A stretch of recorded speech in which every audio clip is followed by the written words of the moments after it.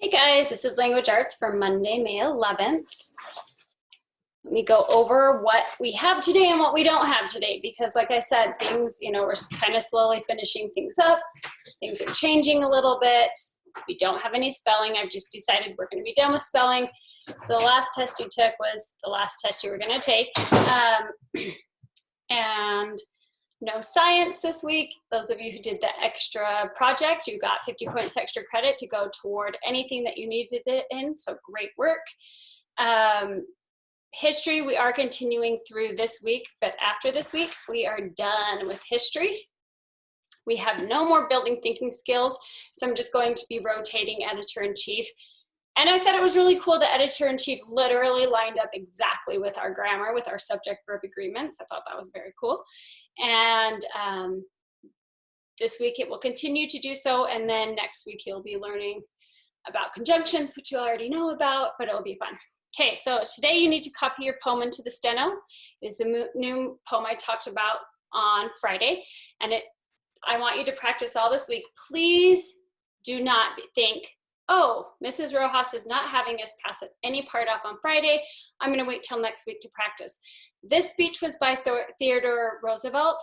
He's an intelligent person. The words and ideas and the thoughts in here are intelligent, okay? You need to be able to understand them, say them correctly, and this is your last poem pass-off. This is the very last poem pass-off you are going to have, so I highly recommend that you practice so that you are very, very solid because, of course, I'm going to be grading. You're getting a week and a half for this quote, and so I'm going to be grading very detailed on this.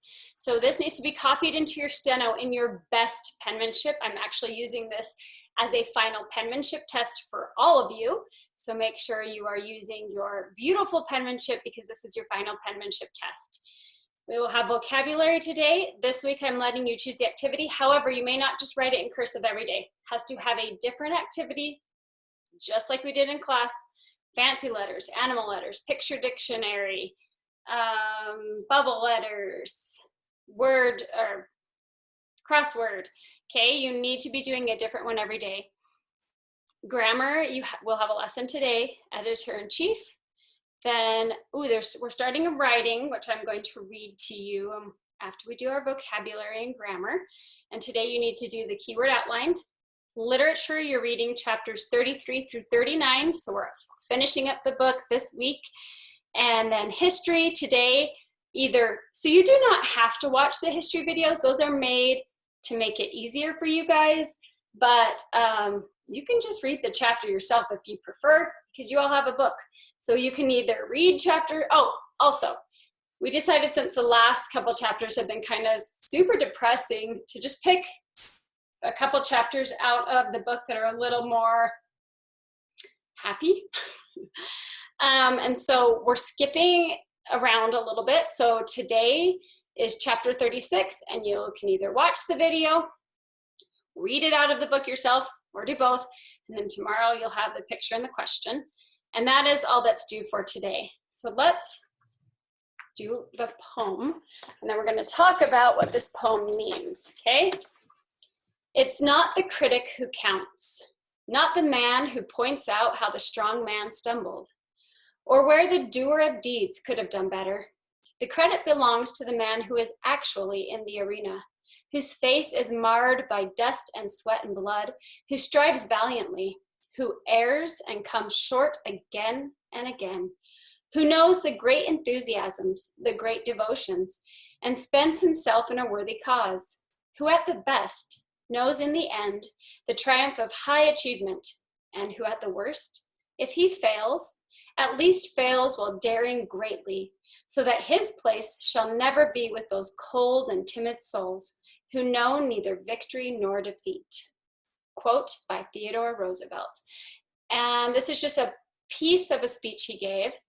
Beautiful. What is this talking about? This is talking about, what is a critic?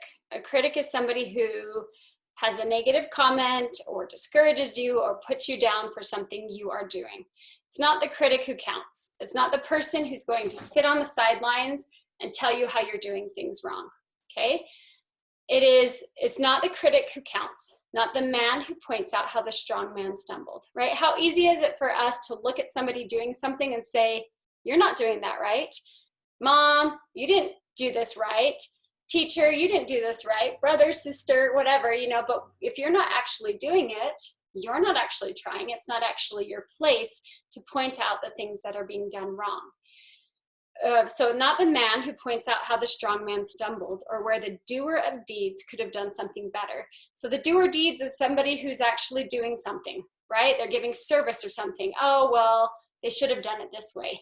Were you the one giving that service? Were you the one doing that deed? No. So why are you going to, be a critic of that? The credit belongs to the man who's actually in the arena. So this gives us a picture. Okay, this is not actually talking, so arena is like when people are wrestling or boxing or fighting of any sort, like karate or whatever, they're in an arena, okay? Or gladiators. So they're in a place fighting for the championship of whatever it is. So the credit belongs to the man who is actually in the arena. What is, this is actually, sorry.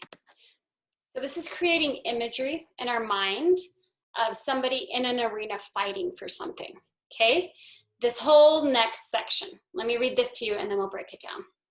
The credit belongs to the man who is actually in the arena, whose face is marred by dust and sweat and blood, who strives valiantly, who errs and comes short again and again.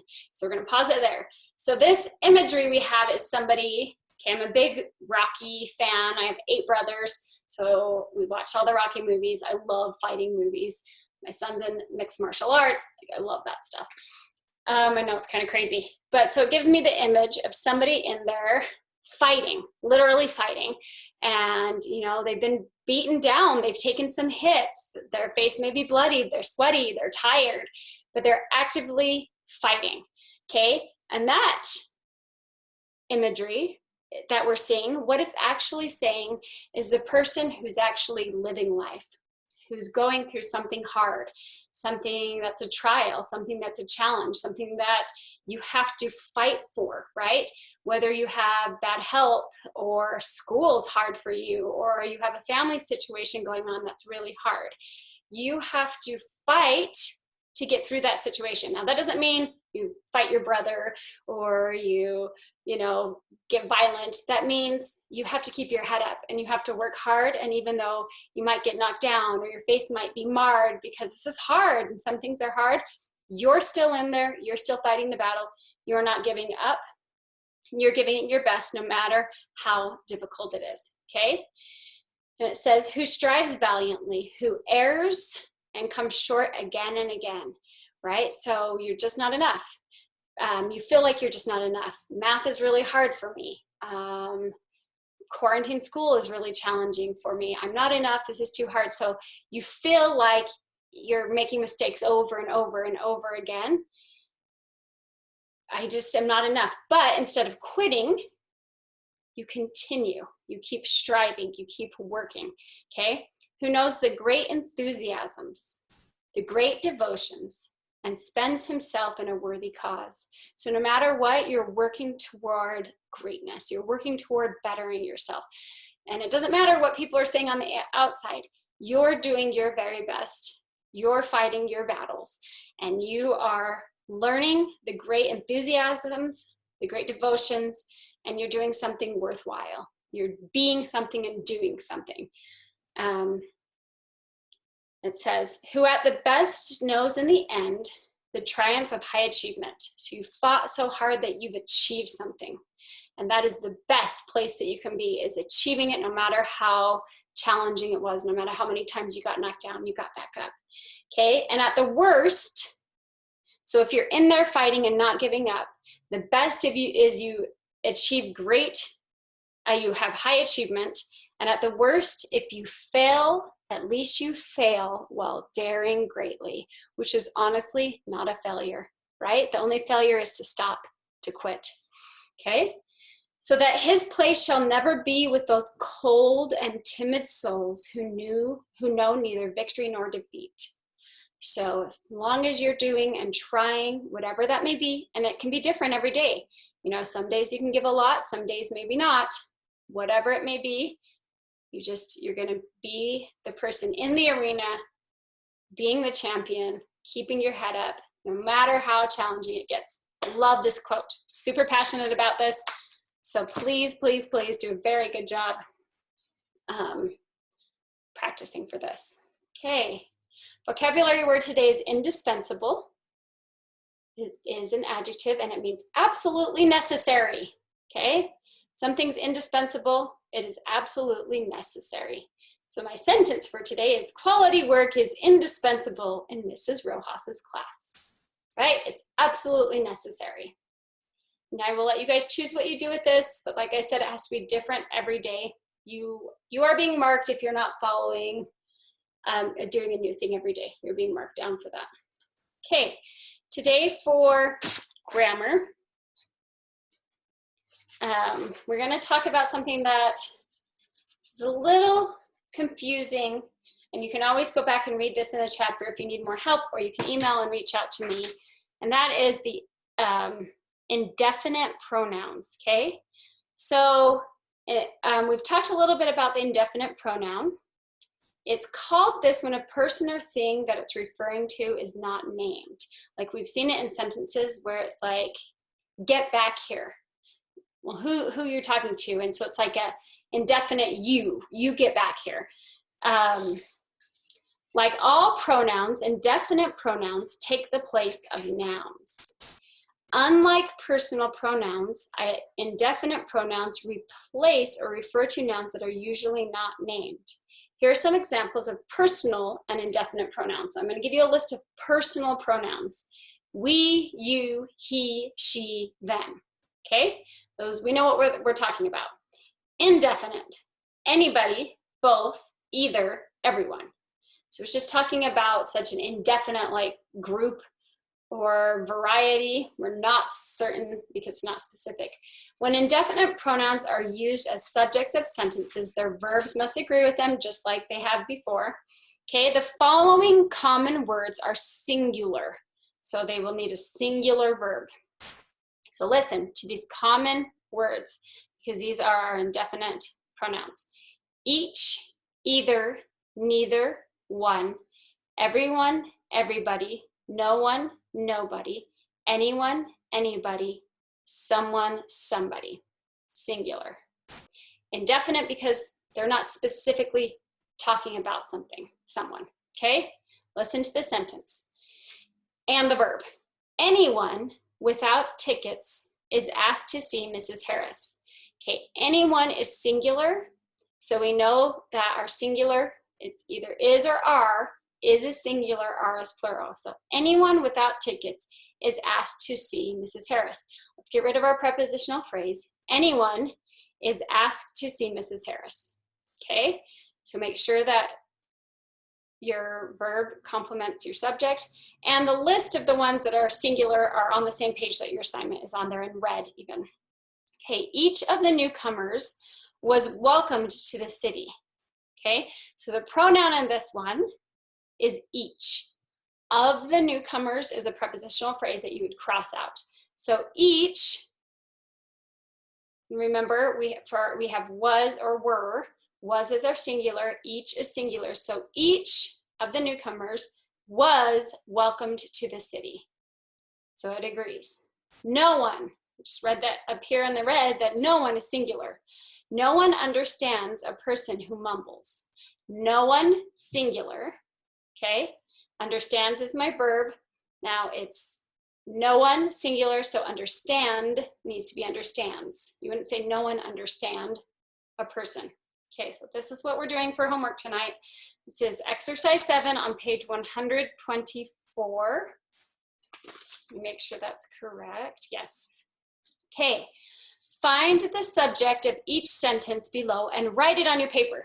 Make sure you're writing the subject and the verb. You only get half credit if you're only writing the verb.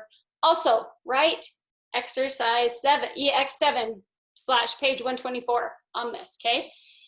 So find the subject of the sentence and write it on your paper after the number. Then choose the correct verb from the 2 in parentheses and write it after the subject. Remember that the number of the verb is not affected by a word in the prepositional phrase. So we're going to remember to cross out our prepositional phrase so we don't confuse them. Here's an example. This doesn't come out of your set, so you will have 1 through 10. This is just an example. Okay, so we'll have a sentence. And remember, you're going to mentally cross out prepositional phrases so that you know your subject and verb and not the object of the preposition.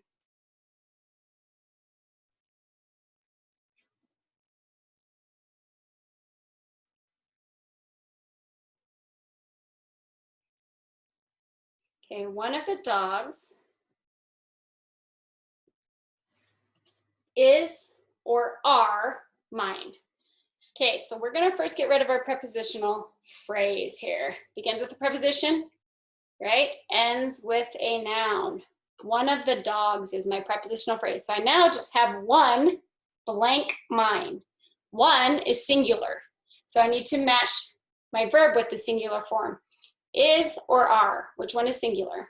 The singular one is. One of the dogs is mine. You wouldn't say one of the dogs are mine. Otherwise, you would be doing the multiple of dogs, but one, let's just do it without the prepositional phrase. One is mine, one are mine. So what you would do, number 1, this is just the example, this isn't your actual number 1, I write my subject first. Now this has to be capitalized because it is the beginning of the sentence. One, and then you write your verb that agrees with it, is. One is mine. That's what you're going to do on your set. It will have, on your lesson, it will have one of these to pick from. Okay? Please let me know if you have any questions. But remember, like I said, the singular ones are right here in red. So you can look back on those throughout your lesson if you need to remember. All right, our writing for this week and next week. And I did shorten the time frame. I'm not going to let us take as much time because we don't have as much time to do this. So this is Daedalus and Icarus. And this is abridged from Old Greek Stories by James Baldwin. This is longer. It is 3 paragraphs. So your drafts will all have 3 paragraphs. And also you guys need to remember that by the time we are on we're like after the rough draft, these should be typed. Okay, some of you hand wrote them all the way till the end and they need to be typed. Always same expectations we've always had. Okay. King Minos of Crete realized that only the maze builder Daedalus could have aided Ariadne and Theseus. The vengeful king ordered poor Daedalus and his son Icarus to be imprisoned and guarded deep in the center of the labyrinth. All through the days, Daedalus pretended to be working for the king, but at night he made for himself a pair of strong wings and for Icarus another pair of smaller ones. One midnight, the two went out to see if they could fly. They fastened their wings to their shoulders with wax and then sprang up into the air. Every fair night after that, they practiced with their wings, and then early one morning, they flew out of the city. They turned toward the west and headed across the sea for the island named Sicily.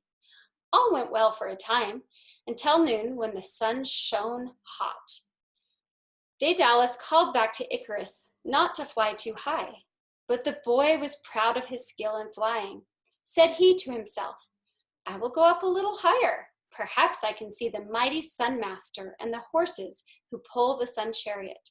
So he flew higher and higher.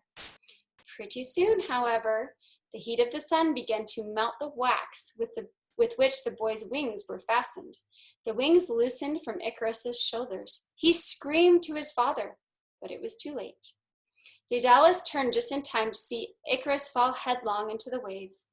Daedalus could only look with sorrowing eyes as the unpitying sea, which became known forever as the Icarian Sea after Icarus, the boy who flew too close to the sun. There's a song about this. If you have an Alexa, you can look it up.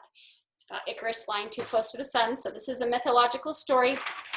3 paragraphs. So today's keyword outline, each sentence, 3 words. Okay, I'm not super familiar with mythology, so I'm not sure I know how to pronounce Icarus, but I'm not sure about the dad's name. But you guys need to make sure you have the title, 3 paragraphs, keyword outline. Okay, that is what you're doing today. Let me know if you have questions on anything. This was a little bit of a longer video, but it's not that long. Okay, have a great day, guys.